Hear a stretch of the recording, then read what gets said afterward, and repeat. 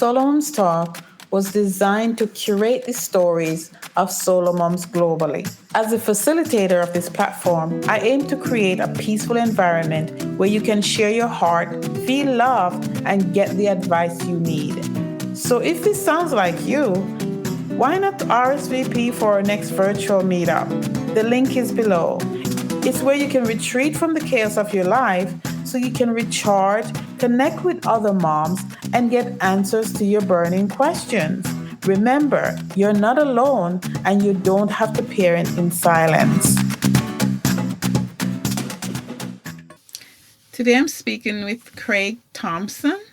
He's the host of the podcast Restoration Matters and executive director of Rockside Ranch.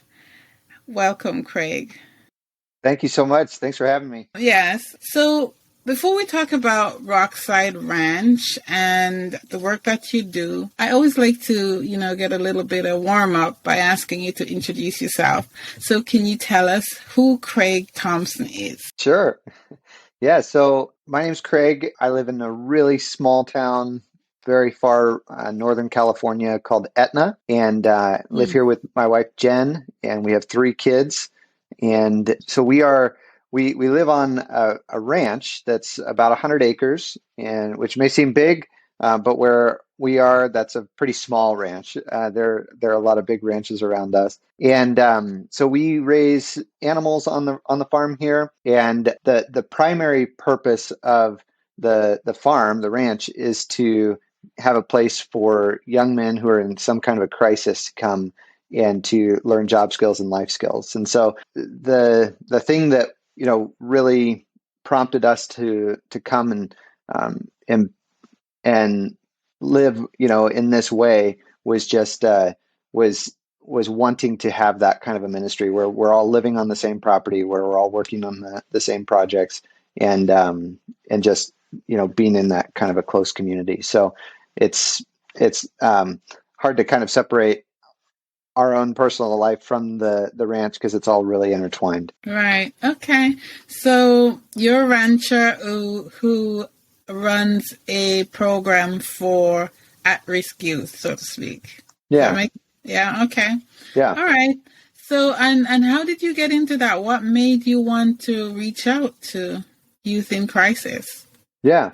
Well, there's a lot of particularly young men, 18 to 24, 25, somewhere in their mid-20s, who are really living in crisis. And I spent the first few years after college working in camp ministry, and so was working for summer camps. And you would serve these kids during a week of summer camp, and then they would go and graduate from high school, and you'd sometimes stay in contact, sometimes wouldn't. But there was just a need for that next phase. What happens when things go wrong in the next phase of life after high school, before there's been some really, really life-altering decisions that have been made, but say a guy is struggling with some kind of an addiction or some kind of a lifestyle habit, like, even just playing too many video games and not having a really strong social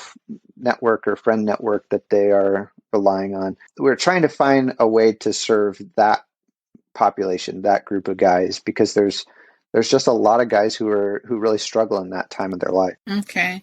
Yeah, I imagine that you're not quite an adult, but you're a man, and you may not have the support you need, or you've lost the support you had. Yeah. So I can see that can leave a young man like flailing in the wind, and they could turn to stuff that they wouldn't normally do if they had the support. So I think the program sounds very good. It sounds like it could be life altering for them. Yeah. Oh, all right. And how do you help these young men? Like, what do you do for them? Yeah. Well, so the guys come to the ranch from all different kinds of backgrounds and all different reasons or motivations for coming to the ranch. And so the biggest thing that almost all the students who are here will point to is the community here. So it's just the relationships with the staff and with the students. That is one of the biggest, just the biggest things that we find adds value to the students' experience while they're here. That's not only just the ranch staff, but also the broader community of Scott Valley where we live. And so I think connection with other people is just huge. Healthy relationships, healthy connection. In addition to that, though, from day one, the guys jump into a really structured environment. So the structure of their overall day is that they get up sometime in the 6 o'clock hour. We do a short devotion, go out to feed animals and do chores, come back in for breakfast. Then we do a Bible study. After Bible study, we go out for farm projects where they're, again, just outside working with their hands, doing something meaningful and productive. They come back in for lunch. We do a 2-hour class in the afternoon, and then they go back out for chores. And then we have dinner and evening activity that's usually a little bit more social and community based. So it's a really structured program, and their days, Monday through Friday, follow that schedule. Saturdays are weekend recreation opportunities that we go and we'll do, a hike or go fishing or backpacking or sledding, depending on the time of year. Sundays, we go to church, come back and have a more restful afternoon. And so it's just building those life patterns, habits, routines, understanding and experiencing just the benefits of getting a good night's sleep, eating 3 meals a day. Many of the guys that come to the ranch here are not sleeping very well at all when they arrive, and they're not eating very well at all, and they're not moving a whole lot in their life. And so just doing those basic things just kind of brings their whole being back to life a little bit. Yeah. It sounds like, they are at a point where the structure and the community and having a goal and a purpose, it really provides a well-rounded community for them. No drugs required. Yeah, exactly. Yeah. And the 3 things that we really focus on while they're here are sobriety, from substance or alcohol or tobacco, but also sobriety, in the sense of like, if there is a technology addiction, a cell phone addiction, a video game addiction, anything really, just kind of getting separation from that. So that's number one, sobriety. The second thing is mental health. Could be an actual diagnosis, or it could just be some trends that are not good in their mental health. And then the third thing is job and life skills. And so for the 8 months that they're here at the ranch, every day they're practicing just a ton of different job skills and life skills that are going to serve them no matter where they go after the ranch. Okay, that sounds good. And you mentioned mental health. Do you provide any kind of opportunity for therapy, given that some of them may be coming from traumatic backgrounds? Yeah, so we do partner with clinicians locally here. And in addition to that, some students come with an established team of counselors and therapists. And so with the remote telehealth appointments and other things like that, they can actually keep their providers, or we can help them to with some of the clinicians that we partner with. Okay, all right. And I'm asking a lot of questions. That's great. I raised 3 sons. So, this is kind of close to my heart. Yeah. And how do they get in touch with you? Like, how does somebody find out about you? Yeah. Well, oftentimes, I would say most often, it's because their mom reaches out and says, "Hey, I'm really concerned about my son, and I wonder if you'd be interested in a place like this." So usually it's their mom or somebody in their family, parent, grandparent, aunt or uncle, somebody like that. Almost all of the guys, and it's a really small program, so we only serve up to 8 guys at a time. And so we don't have 30, 40 guys here or anything. And so it's almost every single one of the guys came because somebody in their life who cared about them helped them take that step. Okay. All right. And what are the age range again? Like, it's at least 18, so we can't take minors. right. But we do serve guys who are up into their upper 20s. Okay. And we're actually opening up another site that would serve guys who are a bit older than that even. Oh, okay. All right. Sounds Yeah. like, yeah, it sounds like a, very good program that, it's different from the norm, Yeah. but could be quite useful. Yeah. And okay, so and I imagine there's a plethora of things that they're dealing with. Mm-hmm. But do you find like there's any kind of trend, like general consensus on what it is that's wrong with that? Yeah. A lot of times it is this question of purpose and meaning in their life. So, I mean, I think everybody goes through that at some point in their life. What am I really here for? What's this life all about? That's a big one. That one combined with I think a trend or a growing trend of de-emphasizing work in the trades. So farming, and then the list goes on from electricians, plumbers, mechanics, painters, on and on and on and on. That a lot of guys that come here to the ranch haven't worked much with their hands and worked in the trades. And so seeing guys get out and work on a trade. I mean, just last week we put a new roof on the pump house. They've built fence. They've done drywall and insulation and all kinds of things just in the last few weeks. And so exposing guys to these different trade opportunities that not only excite a lot of guys because they're doing something productive and healthy and good. But in the job market right now, those jobs are in incredibly high demand. And people who are going into those careers can make a really good living. And so a lot of times guys come to us and they say, I don't think I can do anything good with my life, or I don't feel like I have any skills to offer. And I think a lot of that is because we've really de-emphasized the trades. And so if there's a young man who says, I don't either want to go to college or I tried college and it just wasn't a good fit for me, oftentimes they can start to think that they'll never have a good job. And so just reestablishing that purpose, that meaning, reestablishing that hope that, you don't have to, sit in an office all day long. You can go and have a job that you really feel good about yourself at the end of the day.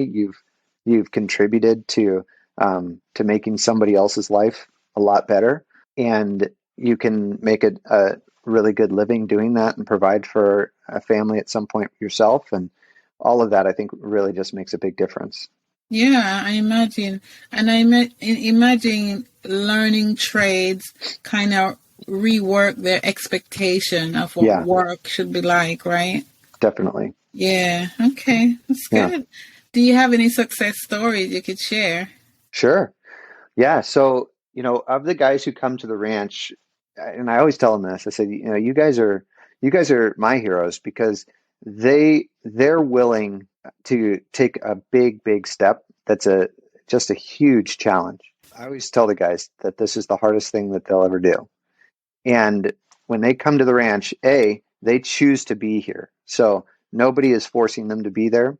This isn't a lockdown facility, or anything that a guy is, trapped in. So every day that they're here is a day that they've chosen to invest in their future. Well, that's really encouraging. But they've also given up things that normal, 18 to 25-year-old young men have access to, like their cell phone or their computer or a car. They give up those things for 8 months while they're here at the ranch. And they still have a phone that they can use to talk to family and friends and everything. It's not isolated by any means, but they don't have that personal device that's just ding, ding, ding all day long. Right. And so that really, I think all of those things combined, the fact that they have to give up a lot of stuff to come and the fact that they choose to come really contributes to a pretty high success rate. Mm-hmm. So the guys that come to the ranch, over 90% of them graduate. Okay. And out of that, we have over 80% of the graduates are employed or in school full time today, right now. Mm. And so within those, statistics are the real life stories of the guys. And so, for instance, we have guys who come to us who are wanting to really put a past of drug use or of probation or homelessness or just purposelessness behind them. Mm-hmm. And, we've seen in the last, even just in the last year, that graduates have gone on to go into farming. One graduate is working in furniture restoration. Another graduate's working in pest control. Mm. Another who he actually went through the fire academy, graduated from the fire academy, started as a firefighter, decided this is actually not really what I wanted to do, but because of all the training that he had done, he was able to get a job in security, and so Mm. he's now doing security. We have a graduate who's at Wheaton College, or I'm sorry, at Moody Bible Institute, and another graduate who's in culinary school. And these are just guys in the last year. Yeah. And so going back further than that, it's a lot of similar stories of just guys who, it's amazing how 8 months, which on the one hand seems like an eternity to the guys, Yeah. on the other hand, it seems like, man, that's hardly anything. Yeah. But that 8 months of focused dedication just opens the doors wide to future opportunity. Yeah. Yeah. I can imagine.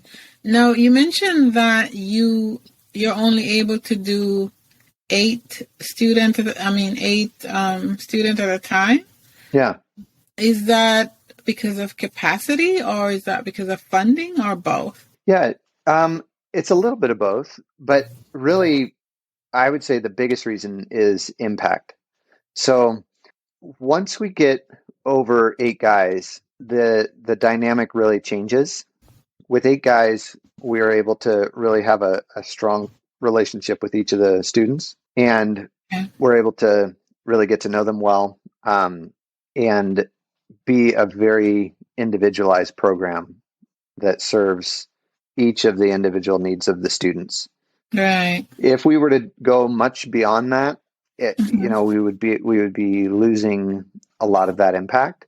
And so Rockside currently is just one location, but this year we're in the process of opening up 2 additional locations that would also each serve up to 8 students.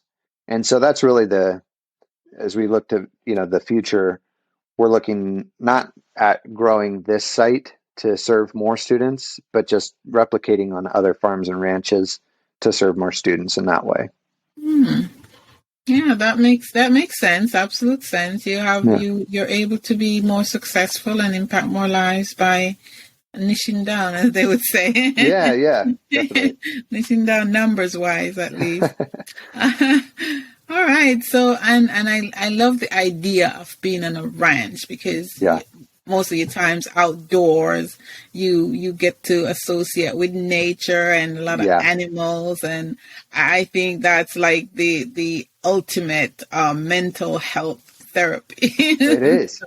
It Yeah. is. You're exactly right. Yeah, that's amazing. Okay. That's great stuff. So, what is Craig grateful for today? I am, man, that's a great question. I think I am grateful for my family, and included in that, I would say the Rockside family. So Mhm. um, yeah, I'm grateful for work that allows for really important relationships, and we're getting some. Looking out the window here, we're getting some really beautiful January weather of like mid 50 degrees, and so we need the rain and the snow, but a little break from it is also really nice. So I'm thankful for Yeah. that. Yeah. Oh, yeah. That's a good thing. Yeah, Yeah, when you're in the cold climate, it's any little thing. it is. You're right. You're right. Yeah. So So okay. So I was thinking about the fact that you are ministering to boys, and I think when we talked before by email, you mentioned that, uh, and actually we talked on the phone. You mentioned that some of, or maybe all of these boys come from the homes of single mothers, and whether or not that's so or not, what type? Because I raised three boys, so yeah, I know yeah. as a solo mom, and so I wanted to know if you have one piece of advice for a solo mom who is raising boys. Hmm. So yeah. Yeah, yeah. So I wish I knew a percentage of how many of the students who came to the ranch were raised by a solo mom. It's I would say it's probably about half of the guys who are here, maybe a little bit more. And but I would say this about almost all of the guys who come to the ranch, and that is that their mother is somebody that they just adore and look up to and cherish. And it's interesting because oftentimes that gets mapped here onto the women that we have on staff. And, they will listen to my wife, for instance, a lot quicker than they'll listen to me. And, Yeah. and so I think, you know, for whatever my opinion is worth, I think that the the thing that comes to mind is just to keep loving your boys and your girls, obviously, but that even when it might feel like that relationship isn't valued, from everything I've seen on the other end of it, that relationship is absolutely core to who these guys are, and it's really beautiful. They talk about their moms just like they walk on water most of the time. Mm, So it's just mm, it's just really neat to see that legacy, just hear about that legacy, and many times we get to meet their moms. yeah. They'll come out and visit or come to graduations, and it's really special for us to meet the mom of a student that we now have a relationship with and care deeply about, and to put a face to the many stories that we hear about the impact that mom has had. Yeah. All right. Thank you very much. And you answered the question. You answered my question because I figured that, I mean, a lot of times as mom, we always blame ourselves, Mm, for their not so good actions. And we wonder if we did a good job. And you're on the receiving end of what we did, what we hmm. poured into them, whatever Yeah, that was, right? So you see, for 8 months, you see those young men and see the character that was poured into them that's from right. mom, right? And, Hmm. and so I wanted to hear your side, how not through any judgment or anything like that, but what was your opinion on and advice you could give to a mom who probably thinking I failed him because he's drinking or Mm, he's not doing what I think he should have been doing. So yeah, yeah, that's a great answer. Thank you. yeah, Yeah, absolutely. yeah. All right. So now, you're here, you're giving us your time and sharing about your program. How can your audience benefit from you, or how can you benefit from our audience, like your program or anything like that? Sure. Yeah. So, I mean, I would say if there's anything that we can do, I mean, that's what our desire and our heart is. So, we get people frequently who reach out, and they're, for whatever reason, their son or grandson um, is not interested in the program, and that's fine. but how can we support the family who is going through just a really emotionally intense season? And so that was the primary motivator for starting the podcast, and just to be a resource to try to equip and provide tools. So yeah, if there's a mom who is going, man, my 20-something-year-old son or 18, 19-year-old son is really struggling, feel free to reach out if there's anything that we can do, even just to have a conversation with your son or try to provide some resources. If they're interested in coming to the program, there's many other ways that we can serve, your listeners for sure. Okay. And how can they reach you? Like, where do they find you?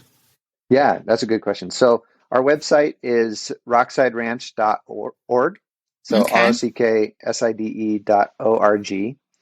And we're on Instagram, Facebook at Rockside Ranch. And then the podcast is also a good place to start. We've got a couple episodes in there that are talking more specifically about the ranch, but most of the podcast episodes are really geared around tools for restoring relationships and tools for trying to get out of ruts that feel impossible to get out of. And so the podcast, I think you mentioned it earlier, but the podcast is Restoration Matters, and we're on most of the podcast platforms, so that you should be able to find it. Okay, great. And I'll put the link in the show notes so people can get in touch with you quicker. Thanks, Jen. Okay. Yeah, sure. Craig, thank you very much for coming and talking to us today. Anything else? Absolutely. No, thank you for having me and for your time. And I just really appreciate what you're doing and the way that you're serving solo moms out there. Yes, thanks, Craig. All right. I'm excited to share that SoloMoms Talk is now on YouTube. Check out these interviews on our new channel, SoloMoms Talk TV. There you will actually see the interaction between myself and my guests. You will also find bite-sized clips of daily inspiration to help you manage the struggles of everyday life.